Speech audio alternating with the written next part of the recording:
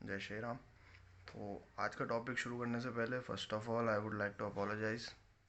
Basically plan ये था कि पर वीक 2 वीडियो तो मैं अपलोड करूँगा ही, बट क्योंकि कॉलेज के असाइनमेंट वगैरह और अभी सेमेस्टर एग्ज़ाम्स वगैरह हैं तो उस काम के चक्कर में वो स्केड्यूल फॉलो अप नहीं हो पा रहा, तो इसलिए थोड़ा डिले आ रहा है। But I would try my best कि मैं उस चीज़ को मिनिमाइज़ कर सकूँ।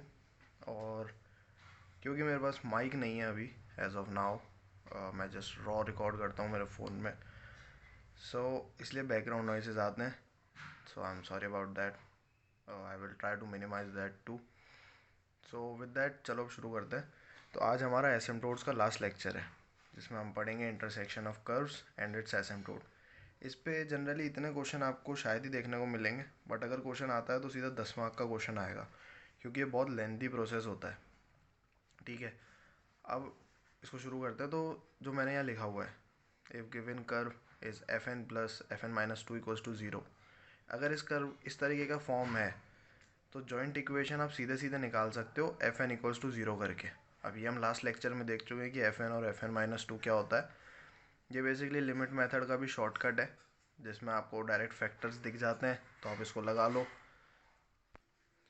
सो अगर आपको फैक्टर्स दिख जाते हैं तो ये लगा देना एफ एन माइनस टू, और ये एफ एन वाला मेथड जो मैंने पहले ही बता चुका हूँ मैं।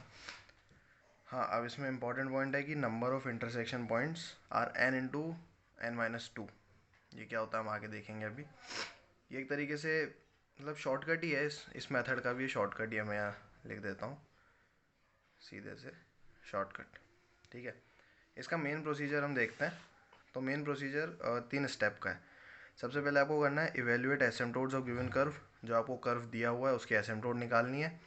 उसके बाद जितनी भी एसिम्प्टोट आई हैं उन सबको मल्टीप्लाई करना है, और फिर एक नया कर्व बनेगा जो थोड़ा बहुत सिमिलर होगा आपके ओल्ड कर्व से, जिससे कि आपको फिर थर्ड स्टेप में subtracted from the given curve, मतलब आपको सब एसिम्प्टोट से जब आप मल्टीप्लाई कर दोगे एक नया कर्व बन जाएगा। उस कर्व को जो ओरिजिनल कर्व है उसमें से सब्ट्रैक्ट कर दोगे तो आपके पास इंटरसेक्शन ऑफ कर्व है। तो आपके पास intersection of curve and its asymptote की इक्वेशन आ जाएगी। बेसिकली आपके पास इंटरसेक्शन की इक्वेशन आ जाएगी। तो ये बहुत लेंदी है। अगर आपको एसिम्प्टोट आता है, आपने पिछले वीडियोस देखे हैं, तो आप समझ पा रहे होगे कि ये कितना लेंदी प्रोसीजर है। अब देखो, ये क्वेश्चन है प्रैक्टिस क्वेश्चन। तो अब इसमें देखो, आप क्वेश्चन देखो, X cube minus two Y cube plus X Y into two X minus Y plus Y into X minus Y plus one equals to zero. अब अगर इस क्वेश्चन में हम फैक्टर मेथड लगा पाते तो ये बहुत आसान क्वेश्चन हो जाता, लेकिन हम इसमें फैक्टर मेथड नहीं लगा सकते। Factor method is not applicable. ठीक है, हम इसमें क्योंकि फैक्टर मेथड नहीं लगा सकते तो हमें ये जनरल मेथड से सॉल्व करना होगा, जो मैंने सबसे फर्स्ट वीडियो में बताया हुआ है। तो सबसे पहले हम वही करते हैं, grouping of highest degree terms. Three highest degree three है, तो एक्स क्यूब ले लिया माइनस टू वाई क्यूब ले लिया, फिर इसको ओपन किया तो ये सारी टर्म्स बनी है। इतना तो क्या आप सबको समझ आ रहा होगा, इसमें क्या स्पून फीड करूँ मैं।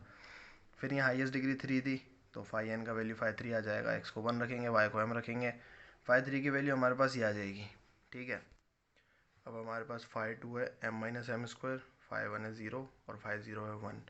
ये सब कैसे निकालना है ये सब कुछ मैंने फर्स्ट वीडियो में बता रखा है। अगर आपको ये नहीं आता कैसे निकालना है तो आप आई लिंक पे जाके या डिस्क्रिप्शन में जाके, बाकी प्लेलिस्ट भी है, तो कहीं से भी आप जाके मेरे चैनल पर वो चीज़ देख सकते हो। आपको सब कुछ मिल जाएगा कि ये कैसे करना है, क्या करना है। तो जिनको ना समझ आ रहा है और जिनको नहीं समझ आ रहा है वो ये चीज़ जाके देख लें एक बार, और जिनको आ रहा है वो तो खैर उनको तो मैं क्या ही बोलूँ।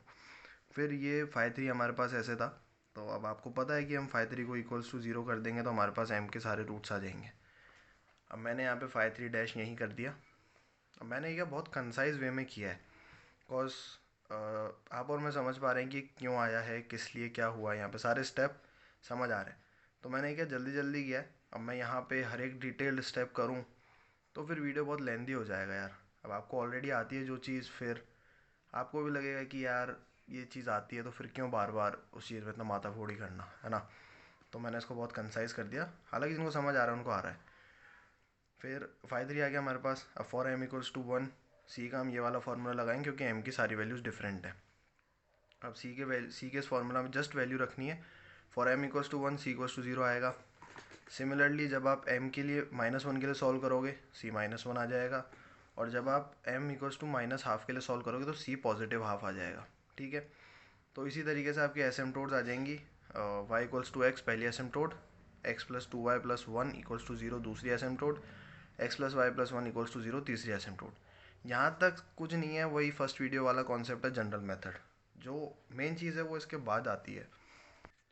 अब जितनी भी हमारी एसिम्पटोड्स आई हैं सारी, तो हमें क्या करना है, उन सबको आपस में मल्टीप्लाई करना है। ठीक है, तो मैं फिर बता रहा हूँ, मैंने ऑलरेडी रफ वर्क कर लिया है, तो आपको सॉल्व करने पे ये मिलेगा। और आप इसको एक बार ना सॉल्व करके देख लेना। अगर ये नहीं आ रहा, कहीं आप इसको सॉल्व ना करो, एग्ज़ाम में इस मेथड पे क्वेश्चन आ जाए, तो फिर दिक्कत आ सकती है। तो बेटर इसको पहले सॉल्व करके देख लेना। फिर आपको करना क्या है, subtract new curve obtained and the original curve. जब हमारे पास ये न्यू कर्व है, ओरिजिनल कर्व है, दोनों को सब्ट्रैक्ट करोगे तो ये आंसर आएगा। ठीक है, बस यही था इस मेथड में। तो हमने आज जो पढ़ा वो बहुत छोटा सा है और बहुत इजी भी है। सो अब हम अगले वीडियो से चालू करेंगे यूनिट 3। मे बी आपकी कोई और यूनिट भी हो सकती है वो, जिसका नाम है डिफरेंशियल इक्वेशन 1, क्योंकि इसके बाद डिफरेंशियल इक्वेशन 2 जो कि यूनिट 4 है, और फिर पार्शियल डिफरेंशियल इक्वेशन जो कि यूनिट 5 है। ये तीनों यूनिट्स के आपस में इंटरकनेक्टेड हैं, थोड़ी सी हार्ड पड़ती हैं कंपेयरिंग यूनिट 2 जो कि कर्व ट्रेसिंग है। कर्व ट्रेसिंग बहुत आसान सा है, कुछ स्टेप्स फॉलो करने और कर्व बन जाता है। तो वो मैं ट्राई करूँगा कि एक ही वीडियो में कवर कर दूँ, बट जैसा भी देखा तो उस अकॉर्डिंग 2-3 वीडियो तो लगेंगे। तो उससे पहले हम यूनिट 3, यूनिट 4 और यूनिट 5 कवर करेंगे, क्योंकि वो एक अच्छा खासा वेटेज कवर करती हैं। मार्क्स का एक अच्छा खासा वेटेज उनमें से आप उठा सकते हो। तो नेक्स्ट वीडियो के साथ हम यूनिट 3 चालू करेंगे, डिफरेंशियल इक्वेशन 1, बिल्कुल फ्रॉम द बेसिक्स। जिसको कुछ भी नहीं आता वो भी उसको देख सकता है।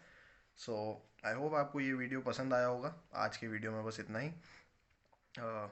इन केस आपको वीडियो पसंद आया तो drop a like, please consider subscribing, that helps me a lot. और बस आज के लिए बस इतना ही। जय श्री राम।